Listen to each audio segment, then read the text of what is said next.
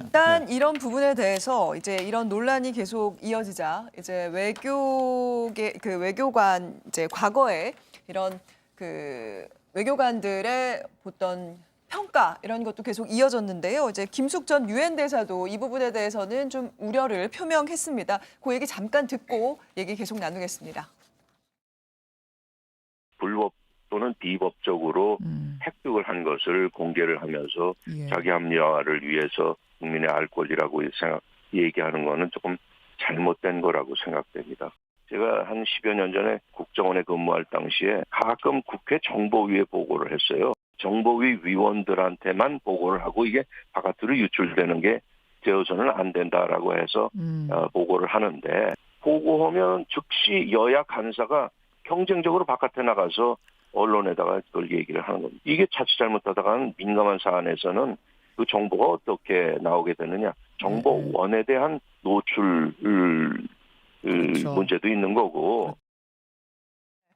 이제 김숙 전 대사 같은 경우에는 이제 뭐 이번에 이 일도 문제지만 과거 우리 국회에서 좀 관례적으로 이런 외교상의 기밀에 해당하는 내용들이 너무 이제 외부로 계속 나가는 문제에 대해서 좀 우리가 경각심을 가져야 된다 이런 취지로 이야기를 했어요. 네, 저건 과거 정도가 아니고요. 지금도 합니다. 그래서 사실 지금 제가 국정원 사람들 만나보면요. 지금 여야 의원, 정보위원 전부 고발할 사안이 이렇게 써있대요. 국정원에. 그 정도입니다. 무조건 다 얘기해요.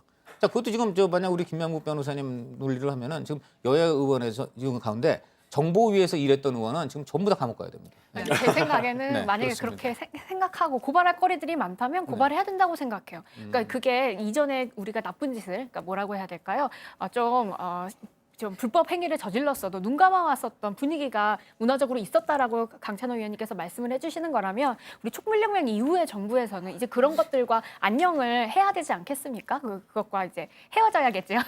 그래서 그렇게 된 그렇게 되는 것을 기다리는 것이 아니라 바꾸기를 원한다면 지금이라도 이 사건부터 잘못된 관행들을 없애고 고쳐나가는 것이 중요할 것 같습니다. 네, 뭐 형식적인 것뿐만 아니라 좀 내용도 저는 같이 함께 살펴볼 필요가 있다고 생각이 듭니다. 아까 유인경 기자님께서 말씀해 주신 대로 과연 이 강효상 의원이 기자로서 이것을 보도했나, 뭔가 이렇게 공익적 목적을 가지고 했나, 그 내용도 좀 살펴볼 필요가 있는데요. 그 내용인 즉슨 기자로서 했다는 게 아니라 기자로의 습을 그러니까요. 못 버렸다는 네. 거죠. 이제 그래서 정치인이 됐으면 국회의원이 됐으면 거기에 맞는 언행을 했어야 될 건데. 네, 그래서 네. 그 내용을 살펴보면 과연 국민들에게 공익성 어떤 필요가 있었는지 좀 살펴보면 트럼프 대통령이 일본 오는 김에 문재인 대통령이 전화해가지고 한국도 좀 들러달라, 국빈 방문해달라라는 그런 취지였는데 이게 굴욕 외교라고 비판을 한 겁니다. 사실은 문재인 대통령, 여야 상관없이 우리나라의 대통령이기 때문에 우리나라 대통령이 외교하는 것을 굴욕 외교다라고 이렇게 비하하는 거, 폄하하는 것도 좀 옳지 않다고 생각이 되는데 문재인 대통령이 트럼프 대통령이 와달라고,